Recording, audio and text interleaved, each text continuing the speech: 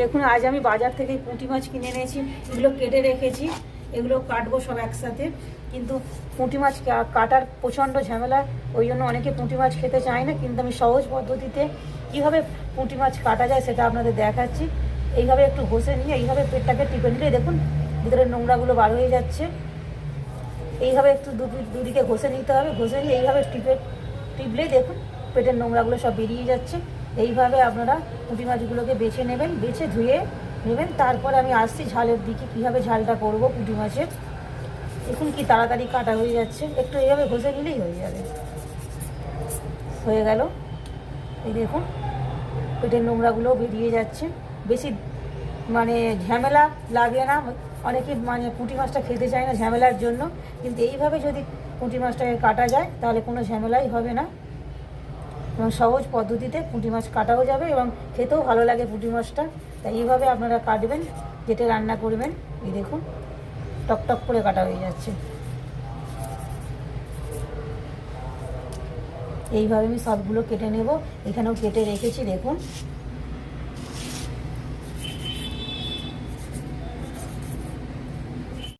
আমি gas on করে কড়াটা বসিয়ে কড়ার মধ্যে তেল দিয়ে দিয়েছি। এখানে আমি সাদা তেল দিয়েছি, আপনারা মনে করলে সর্ষের তেলও দিতে পারেন। এখানে পুঁটি মাছগুলোকে আমি লবণ আর হলুদ মাখিয়ে রেখে দিয়েছি। তেলটা গরম হলে আমি এগুলোকে একে একে মাছগুলোকে ভেজে নেব।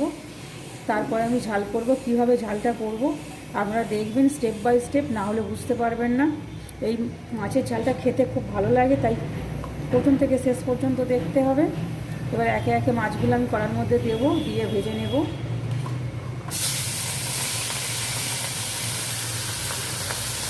দুবারই ভাজা যাবে, অনেকটা মাছ নাহলে ভাজা যাবে না।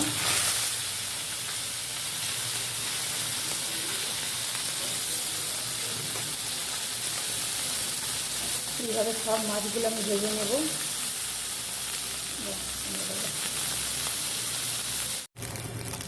এইখানে আমি কিছু মাছ ভেজে রেখে দিয়েছি, এবার কড়াতে কিছু মাছ রেখে দিয়েছি, এগুলোকে আমি ভেজে তুলে নেব। তারপরে আমি ঝালটা করব। একটু মচমচে করে ভাজতে হবে, নাহলে খেতে ভালো লাগবে না। এগুলো আমি ভেজে তুলে রেখেছিলাম, আপনাদের দেখিয়েছি। এবার ঝালটা আমি কি করে করব সেটা আপনাদের দেখাবো। প্রথম তেল দিয়ে দিয়েছি কড়াতে, সর্ষের তেল। এবার পেঁয়াজগুলোকে দিয়ে দিচ্ছি, কাঁচা লঙ্কা পেঁয়াজটা আমার ভাজা হয়ে গিয়েছে দেখুন। এবার টমেটো তার মধ্যে দিয়ে দেব, দিয়ে ভেজে নেব।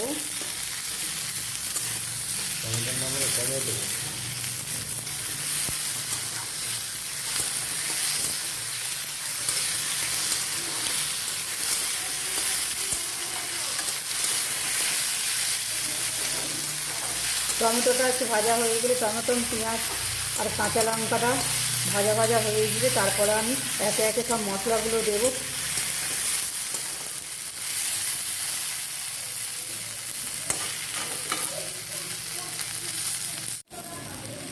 আমার টমেটো পেঁয়াজ আর কাঁচা লঙ্কাটা ভাজা হয়ে গিয়েছে, এবার মশলাগুলো আমি দিয়ে দেবো। একটু আদার পেস্ট দিলাম, লবণ দিলাম, হলুদের গুঁড়ো দিলাম, সামান্য একটু লঙ্কার গুঁড়ো দিলাম, যেহেতু কাঁচা লঙ্কা দিয়েছি। তো একটু জিরে গুঁড়ো দেবো,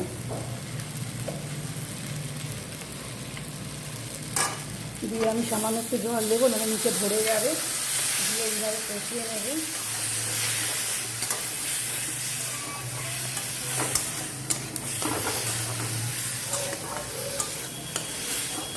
দেখুন আমার কষানো হয়ে গিয়েছে, এবার জল ঢেলে ঢাকা দিয়ে দেবো। এতে বেশি জল লাগে না, তো আমি অল্প একটু জল দিলাম। 5 মিনিট পর আবার আপনাদের দেখাবো, আমি ঢাকা দিয়ে দেব।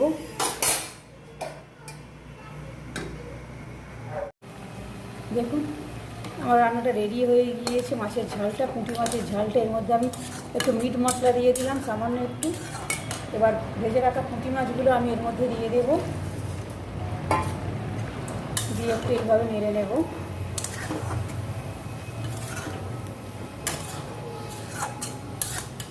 দেখুন শুকনো শুকনো হয়ে গিয়েছে। এটা গরম ভাত, রুটি সবের সঙ্গেই খেতে ভালো লাগে। আপনারা এইভাবে বানিয়ে খাবেন, আশা করছি ভালো লাগবে।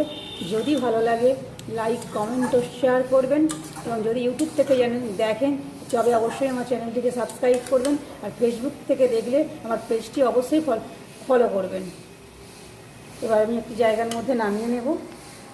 রান্নাটা রেডি হয়ে গিয়েছে, দেখুন কত সুন্দর দেখতে লাগছে, খেতে ঠিক কতটাই সুন্দর লাগবে। এইভাবে বানিয়ে খাবেন, আশা করছি আপনাদেরও ভালো লাগবে। এবার আমি নামিয়ে নেব।